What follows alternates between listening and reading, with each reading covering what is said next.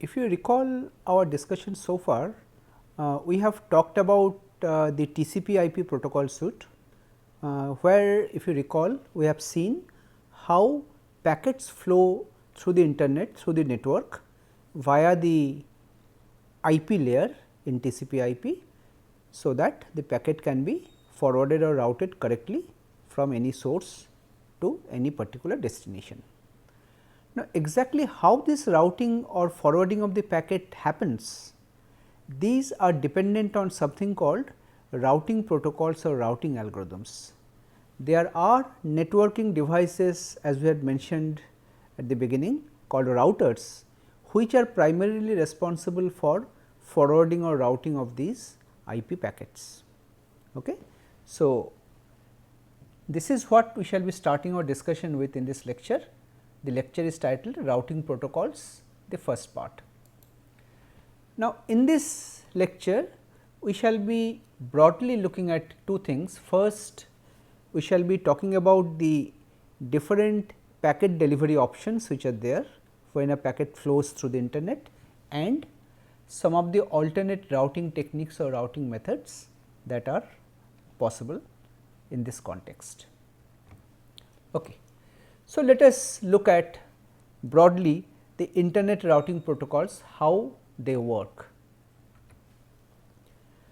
Before going into the routing protocols, let us talk about something called connection options.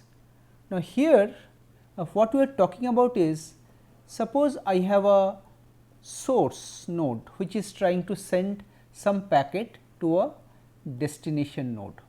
These may be computers connected to the internet, and there can be various intermediate nodes which in this context are routers through which the packets may flow. Okay. The source may be connected to one or more such routers, and so here I have shown two connections. For example, there can be multiple such connections, right. Now, you recall when we talked about TCP/IP protocol suite, we talked about the two different protocols that are mostly used at the transport layer level, namely TCP and the UDP. TCP is connection oriented, UDP is connectionless. So, what it really means, let us again recapitulate. Connection oriented means the network protocol, whatever protocol you are using at the transport layer and the network layer level, must first be establishing a so called connection. In TCP, there is a connection establishment phase we talked about using three-way handshake. Okay. Now, once connection is made, a pure connection oriented protocol says all packets are delivered as per the connection. Okay, you see here there is a catch. This statement does not mean that all packets will be following the same path. Connection is a logical concept. When I say that I am connected with a destination, this means when I will be sending messages, receiving messages, I will be keeping track of my connection. That means how many bytes have been sent, how many bytes are remaining to be sent. Similarly, for the other side also. So, it does not mean that when I am sending the bytes, they all will follow the same path. This would happen of course, when you are having something like circuit switching. In circuit switching, you recall, there all data will be following the same path, but when you are talking about a packet switched network like TCP/IP, there it does not happen like that. A logical connection is maintained at the TCP level, but at the IP the packets can follow any available route. Okay. So, this is what is meant by connection oriented, and in connectionless, just like UDP or IP, connectionless means there is no need for a prior connection establishment. The data packets that you are sending, they are sent as independent entities. They will be routed through the network without any context in an independent way, and they will finally reach the destination. We mentioned that this UDP protocol, which is a classical connectionless protocol which is used at the TCP layer level, does not guarantee reliability in packet transfer. So, if you need reliability and if you are using UDP, you have to take care of error correction and this checking explicitly at your application layer level. Okay? Fine. So, this is what I mentioned. TCP and UDP are protocols at the transport layer level, but below it you have the IP protocol which runs at the network layer level, which is essentially a connectionless packet delivery system, IP. So, even if at the higher layer TCP talks about connection oriented, but when the packets are given to IP for actual delivery, IP can follow any path, arbitrary paths. So, this actually means that in the TCP protocol, when the packets are sent between a source and a destination, packets may follow different paths, but the TCP protocol maintains some information about the connection such that the application has a feeling that well, there is a connection, there is a reliable mode of connection, no errors are there, no bits are getting lost and data are being received exactly in order. Okay. This is what TCP provides over IP. Now, talking about the packet delivery options, I am particularly talking about the IP layer here, because as I said, TCP IP is the most dominant protocol that drives the internet, and IP is the most widely used protocol at the network layer level, which is responsible for packet routing. So, when you talk about packet delivery options, we are talking about a scenario like this as I have shown in this diagram. There is a network, as you can see in the middle, there is a network. There can be some computers which are directly connected to the network. You have seen networks in your organization, in your office, wherever you are. There are computer networks, there are networking switches or hubs, and you have connection to your computer through these networking devices, right. So, these hosts can have direct connection to the network, and also there can be some routers. Routers can also have connections to this network. Now, the question is, in this network there can be multiple hosts H1, H2, 2 I have shown, there can be several others. So, all these hosts can communicate among themselves through this network. So, the question arises, why do you need this router? This router is required when there is a communication need with other networks. Whenever you want to communicate with outside world, well, either one of these hosts is trying to send a packet to some host which is outside this network, or some incoming packet is coming from somewhere which is destined to one of these hosts. Now, the first mode is called a direct delivery, where we are not talking about the outside world. We are talking about a scenario like this, where this H1 can directly send a packet to host H2 via this network, because both of these are connected to the network, they have a connection. So, they can directly send a packet or receive a packet. This is called host to host, and the other can be host to router or router to host. There can be one or more routers, one I have shown, there can be more routers connected, there can be other routers also connected. For example, there is another router here. So, router to host means, suppose a packet has come to the router can send this packet to a particular designated host, or the other way around, host wants to send a packet to the router.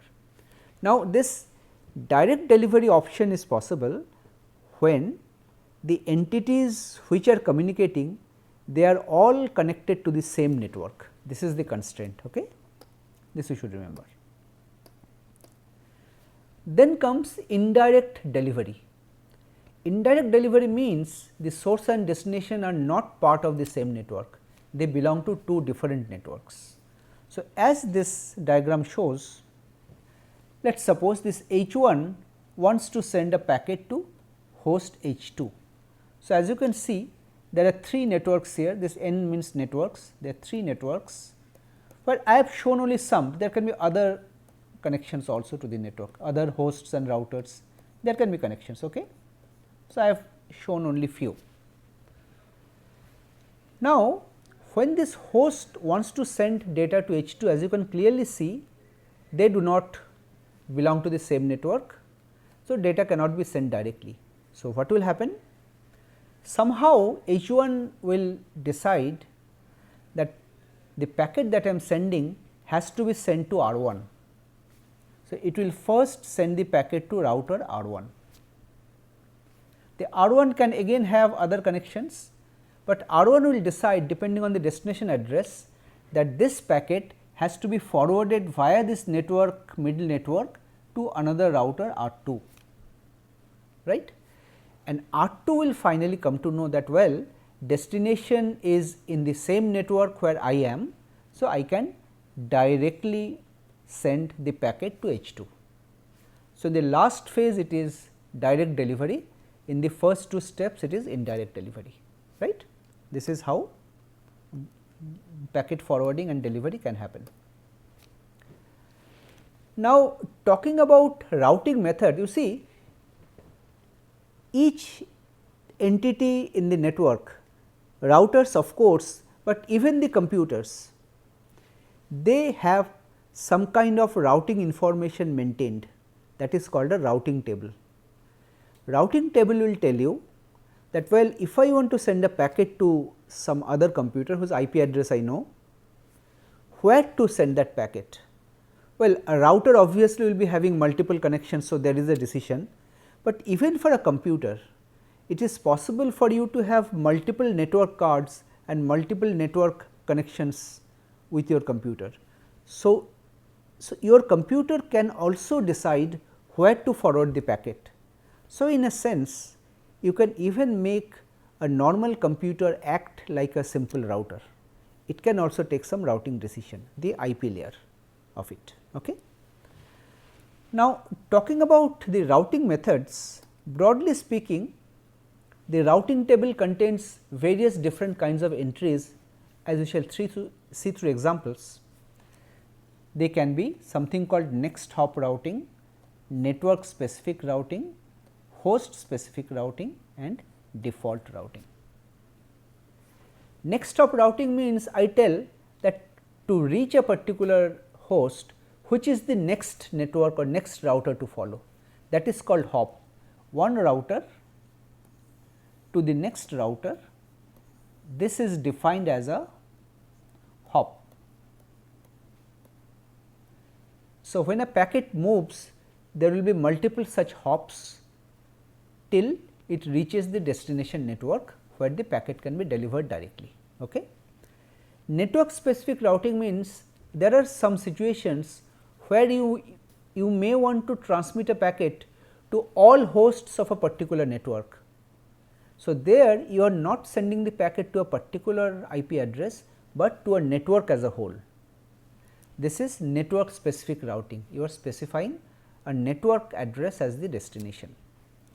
Similarly, you can specify a particular host, that is called host specific routing, where to follow, and if nothing matches in the routing table, there will be a default entry. If nothing matches, you take the default route. This is how typically routing tables are organized, and these are the kind of entries which can be there. Okay. Fine. Let us take some examples. Next hop routing, here what we see, here again there is a scenario where a particular host H1, let us say, wants to send a packet to another host H2. There are some intermediate networks through which the packets will be flowing, and there are routers connected like this. Well, in this context, let me tell you that in a practical scenario what happens. Suppose I have a network, this is a network. Okay. There can be multiple routers which can be connected to this network. Okay. And there can be another network, for example, here there will be another router connected to this network, and there can be a router to router connection like this. Normally connections are done like in this way, but here for simplicity I have shown that these routers are connected to networks, networks are again connected to routers like that. But in an actual scenario the connections can be like this. Okay. Next hop routing, what it says is that this destination, as I said, each host or computer will also have a routing table. So, there will be one entry in the routing table. Well, the most essential information routing table will contain is that if my destination is H2, what will be my next hop? Well, if I have to reach H2, my next hop will be R1. So, I will have to first send my packet to R1. This is a host to router indirect delivery. And in the routing table of R1, there will be something like this. It says again, if the destination is H2, then I have to go to R2. So, again this R2, this R1 router will be sending or forwarding the packet to router R2. And R2 has an information like this, it says H2, there is no next hop, means it belongs to my own network. So, now there can be a direct delivery, right. This is what next hop routing is. Then network specific routing, I said sometimes I specify the address of a network as a destination rather than a host. So, I can specify the address of a network as the destination. So, suppose from host H1 I am sending a packet, I am specifying I have to go to N2. It can be a broadcast packet, it will be broadcast to all the hosts in N2. So, here again similarly I can specify the next hop as R1, which means if I have to go to N2, then first the packet has to be forwarded to R1. Similarly, R1 will be having a routing table. That routing table will say that, well, N2 is, I am a part of N2. So, I can directly do the broadcast whatever is requested. Okay. This is how it works. And lastly, host specific routing means in the destination I can directly specify a host, and this host can be connected to the same network also. There can be some other hosts connected here also. So, host specific routing means, well, of course, next hop will be there, very similar. So, it is actually quite similar, not something which is very different. The only difference is that in the destination I specify the complete IP address of a host. Okay. So, that is referred to, sometimes referred to as host specific routing, where we specify the IP address of a host. So, let us say if I want to go to H2, I have to go through R2. If I want to go to N2, I have to go via R1. If I want to go to N3, I have to go via R2. So, this kind of entries are there. So, it is a mixture of, some are host specific routing entry, some are network specific routing entry, like this. So, when you look at the complete routing table of a typical router, we shall see later, there we will see that all these types of entries are all there. Now, lastly I said whenever nothing matches, you have to follow a default route. Like you take an example like this, where I have a host H1 here. This H1 wants to send some data to some host, other host, which is somewhere else in the world, not in this network. It is somewhere else, right. So, it does not know where it is. You see, in the world there are millions of computers, it is not possible for me or my router to know where all these million hosts are located. Okay? It is not possible. So, what it will do, there will be some entry, well here I have shown only one, which are specific to the local network. Well, if your destination network is N2, which this router this routing table is aware of, H1 knows, then you will forward it to R1. Through R1 you can reach N2, but if it does not matches, what will do? If it is something else which is not N2, then you will be following the default route. It says if nothing matches, you have to go to R2, and R2 is a router which is connected to the outside world. This is your outside world. That means, this is an external connection. From your organization, you are connecting to the router of maybe your internet service provider or some other organization. That router will then be responsible to forward your request to the correct direction. Okay? This is how it works. You will be forwarding this packet to this R2, and R2 will be forwarding it to the outside world, maybe to some other router, who is more knowledgeable, who knows where to forward. This is called higher level router, right. This is default routing. Now, talking about the types of routing table, some entries in the routing table are created manually, they do not change with time. Okay. You know the structure of your own network, you know how the machines are connected, how many routers are there. So, you can make some entries in the routing table which will never change, that is fixed. These are called static entries. Typically, the static information will be entered manually by the network administrator, which does not change with time normally. But more practical situations will see some dynamic updates happening in the routing or in the routing tables, because you see network is large. So, with time, whenever packets are flowing, there can be some dynamic behavior that may happen, like some link might go down, some host might become down. So, some path which was there might no longer be available. So, this routers should be intelligent enough to find an alternate path if such an untoward incident happens. There, this dynamic behavior comes into the picture. So, dynamic routing table, what they do, they carry out some updations in the routing table automatically with time, updates periodically depending on the network condition. Okay. If a link goes down, in the future again the link comes up, you will have to make changes. There are protocols we will be briefly talking about, RIP, OSPF, BGP, they handle this kind of dynamic updations.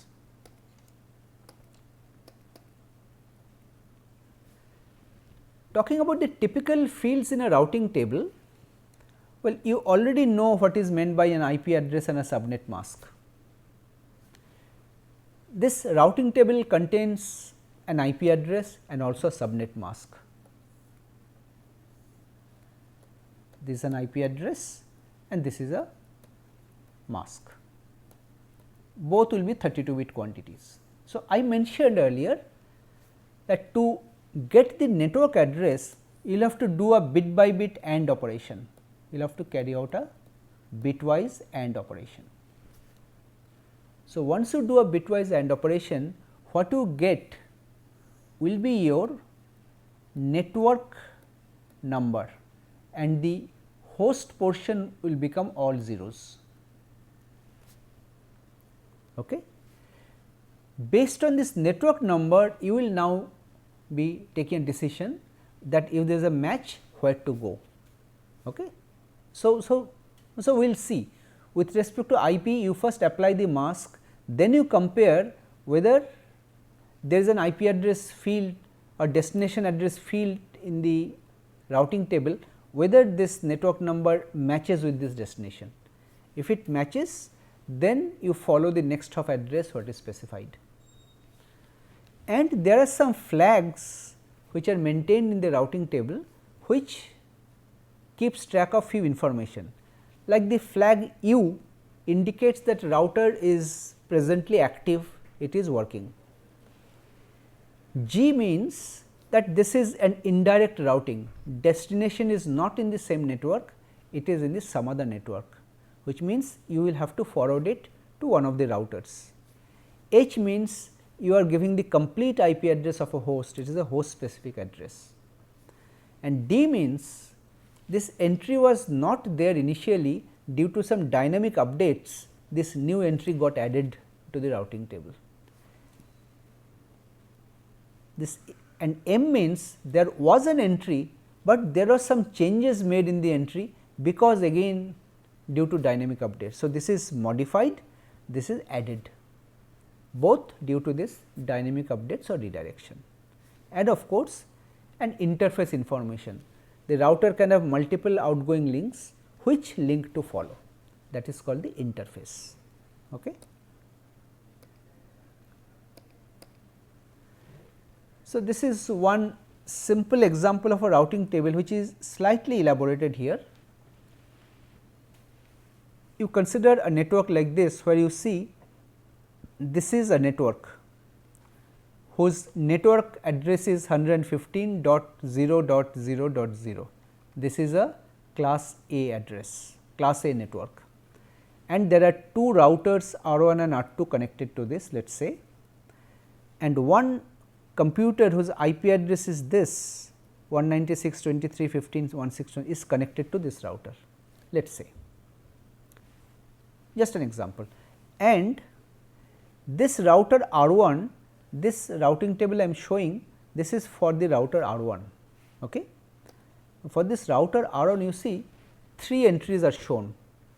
First says I use a mask of 255.0.0.0, which means only the first 8 bits will remain. If I do a bit by bit AND, the last 24 bits will all become zeros.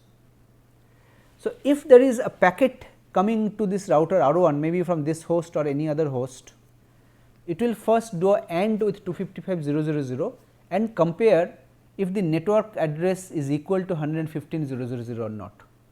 If so, it will send the packet to interface M0, it is directly connected. Through this interface M0, it will directly send it to this network. Okay. Similarly, if an incoming packet, here the mask is 255.224, 224 means what? 128, see 128 and 64, this is 192 and 32, this becomes 224. So, the last byte is 111 and 5 zeros, this is 224 in decimal. So, whenever an address comes, you do a bit by bit AND with this, and then you compare whether it is matching with this. If it matches, then you forward it to M1, and if nothing matches, 0 means default, 0000 entry means default. If it is default, then you go to here. This is the IP address of this router R2. Okay. This is the IP address of this router R2. If nothing matches, the packet will be sent to R2 and R2 will send it to the outside world, and the packet will ultimately find its way. This will be done through interface M0 again. Okay. Fine. Now, the question is, in a computer or in a router, how do we view the routing table? Let us say on a computer, if you are using a Unix or a Linux system, then the most common command to use is netstat -r. Similarly, on a Windows system, there is a command called route print. It will print the routing table of that computer. Like in this screen, well, the entries are very small, you may not be able to read clearly. So, I have given netstat -r command, and you see the routing table, there are 3 entries in the routing table which show up. It contains destination, gateway means the next hop, gen mask, this is the subnet mask, flags and some other TCP related information. This MSS means maximum segment size, window means TCP window, and IRTT means round trip time, some information regarding that, and this is the interface, which interface. Now, here I am assuming that my computer is connected to only one interface, this is called ETH0. Okay. So, this is how you take a decision, and you say flags are U, U and G. U means they belong to the same network and G means it belongs to the other network, right. So, this is just an example I have shown. So, with this we come to the end of this lecture.